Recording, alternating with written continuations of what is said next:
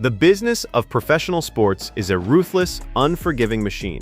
It does not run on hopes, dreams, or progressive social ideologies. It runs exclusively on capital, leverage, and the cold, unyielding reality of the free market. When you sit across the negotiating table from a group of billionaire owners who control the very existence of your sport, you must possess a flawless understanding of your actual market value. If you miscalculate that value, if you allow your ego, your resentment, and your toxic entitlement to blind you to the economic reality of your situation, you do not just lose the negotiation, you destroy the entire industry. Today is March 10th, 2026. For months, the Women's National Basketball Association Players Association has played a high-stakes, incredibly dangerous game of corporate chicken with the NBA establishment. They demanded structurally impossible revenue splits. They demanded fully guaranteed maximum contracts. They demanded free housing. They held press conferences, weaponized social media, and threatened to burn the upcoming season to the ground if their extortionate demands were not met. They built their entire labor strategy on the delusional assumption that the billionaire owners would eventually panic, cave to the pressure, and hand over the keys to the franchise. The owners did not panic. The owners did not cave. The owners called their bluff. The drop-dead deadline imposed by Commissioner Adam Silver has officially arrived. The clock has struck zero. There is no collective bargaining agreement. There is no term sheet. There is no compromise. And as a direct result of the most spectacular, ego-driven corporate failure in the history of women's sports, the 2026 WNBA season is officially on life support, and Caitlyn Clark has been effectively locked out of her own league. If you think this massive structural collapse is just a standard, routine labor dispute over fractional revenue percentages, you are falling for the ultimate media smokescreen. This is not about fair wages for the working-class player. This is a bitter, toxic power struggle. It is a deliberate, coordinated sabotage of the Caitlyn Clark economy by a militant faction of veteran players who would rather watch the league burn to ashes than surrender their cultural control to a 24-year-old point guard. Let us dissect the absolute wreckage of the WNBA Players Association. For the past year, the mainstream sports media has aggressively pushed a highly sanitized, carefully curated narrative. They desperately wanted you to believe that the WNBA was a unified, impenetrable sisterhood of labor warriors. They wanted you to look at Union President Nneka Ogwumike and Executive Director Terry Carmichael Jackson and see brilliant, fearless strategists fighting a noble crusade against corporate greed.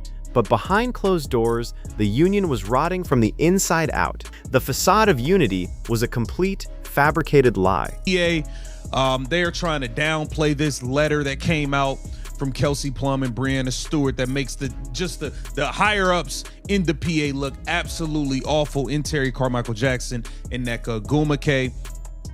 And with all of that being said, as they've continued to negotiate these past couple of days, they have stopped all public negotiations, okay?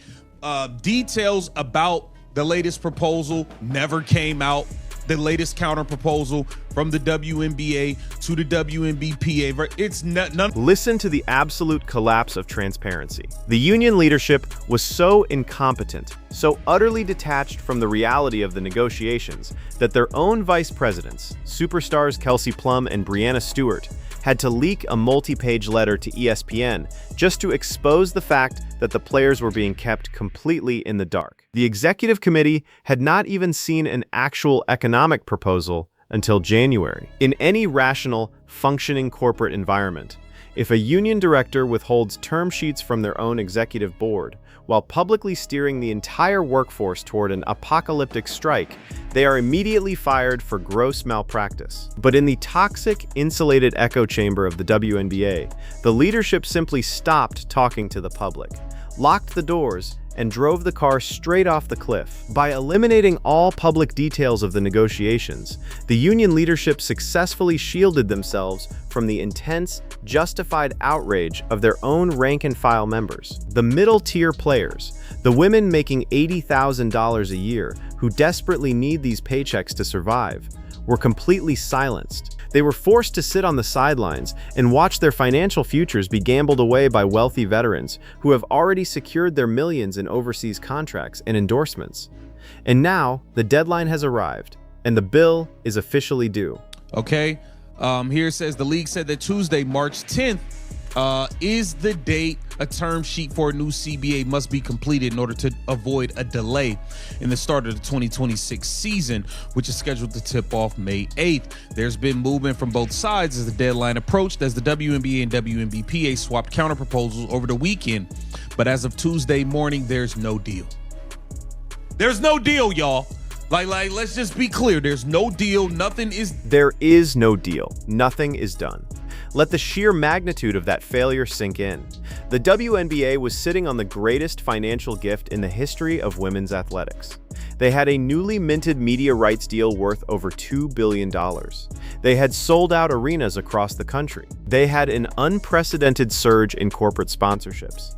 They had the absolute undivided attention of the global sports economy. All they had to do was act like rational business partners, secure the massive, historic pay raises that the owners were actively trying to hand them, and step onto the court. Instead, they squandered it. They let the March 10th deadline pass without a deal, plunging the entire league into an immediate existential crisis. The May 8th tip-off date is now entirely compromised. The draft is in jeopardy. The free agency period is paralyzed. The two new expansion franchises are completely crippled, unable to build rosters or market their teams because the entire economic framework of the league has evaporated. The union leadership believed they possessed the ultimate leverage. They believed they could hold the 2026 season hostage, but they fatally miscalculated who actually owns the leverage. The WNBA owners are billionaires. They are backed by the multi-billion-dollar empire of the NBA. They subsidize the WNBA's massive bleeding financial losses for 25 consecutive years without breaking a sweat. If the 2026 season is canceled, the owners simply lock the gymnasium doors, stop paying the player salaries, write off the temporary financial loss on their massive corporate taxes, and focus entirely on the NBA playoffs. The players, however, have absolutely no safety net. Over 80% of the WNBA workforce is currently unemployed, waiting to sign contracts under a new CBA that does not exist. The working-class players are about to face absolute financial ruin because their union leadership refused to accept reality. And why did they refuse to accept reality?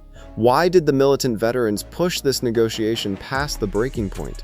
Because they are fighting an ideological war against their own golden goose. 27th submission, WNBPA Executive Committee Kelsey Plum said the league's offer marked a significant win amid negotiations.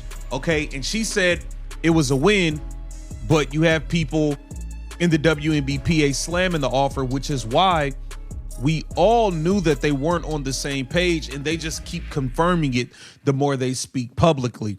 Okay, they are not on the same page. They are not aligned. They are not all in agreement. Okay, especially Kelsey Plum, the vice president of the union, publicly stated that the league's offer marked a significant win. She looked at the massive financial increases on the table and tried to declare victory. She wanted to take the money and play basketball. But the militant faction of the union completely slammed the offer. They refused to accept the win. They refused to be aligned. You have to ask yourself a very dark, very uncomfortable question. Why would a group of professional athletes intentionally sabotage the greatest financial offer in the history of their sport?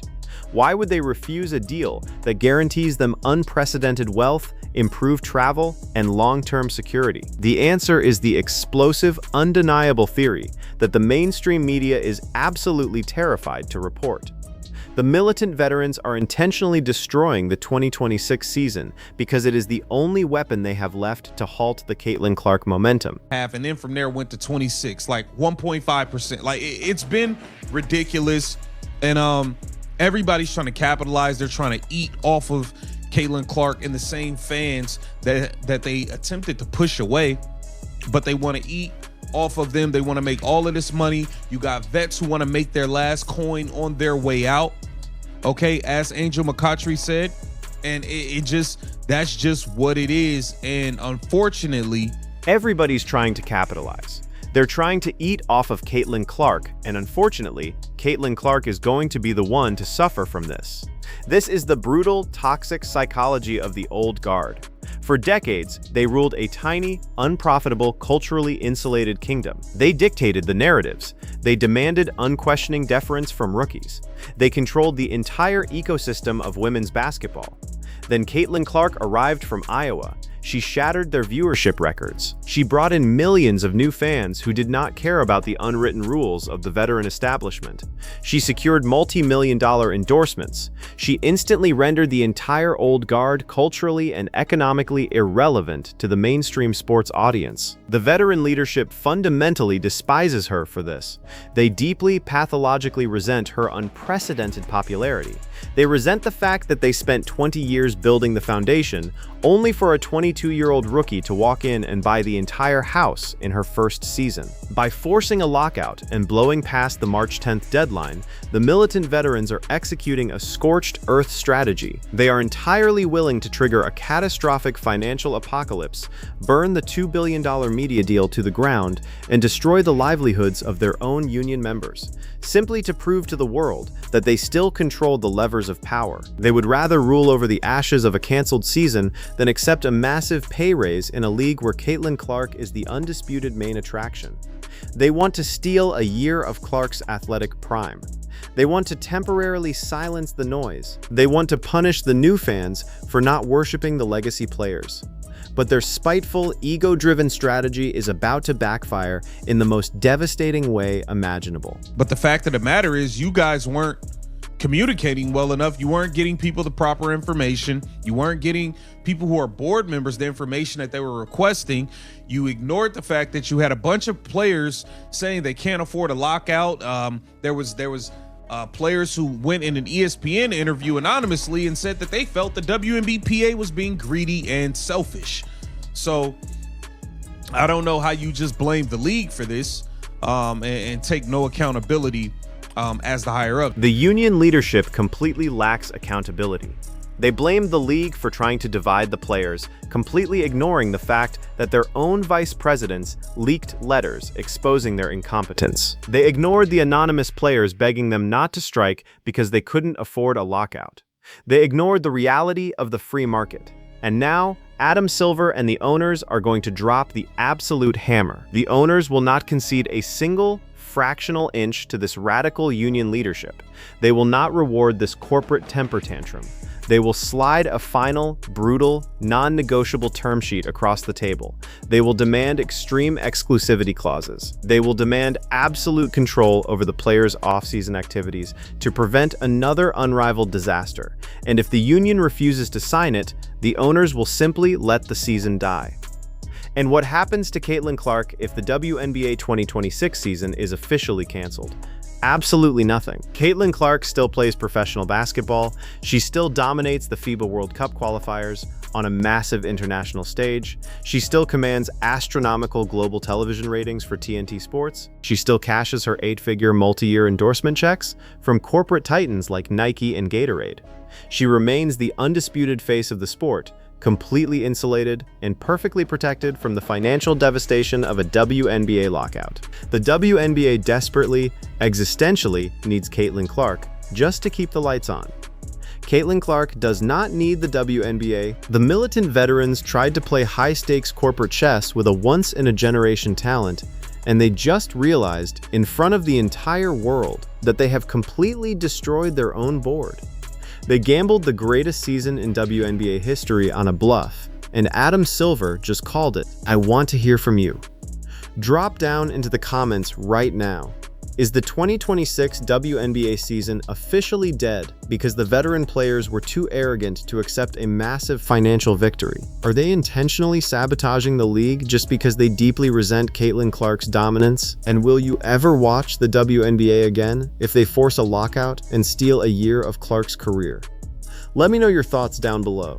If you want the unapologetic, aggressive truth about the cutthroat business of sports, the high-stakes leverage games played in corporate boardrooms, and the stories the mainstream sports media is absolutely terrified to cover, hit that subscribe button, turn on notifications, and share this video everywhere. We do not do sanitized public relations narratives here. We expose the raw, bloody reality hiding in the shadows. Stay sharp. I will see you in the next one.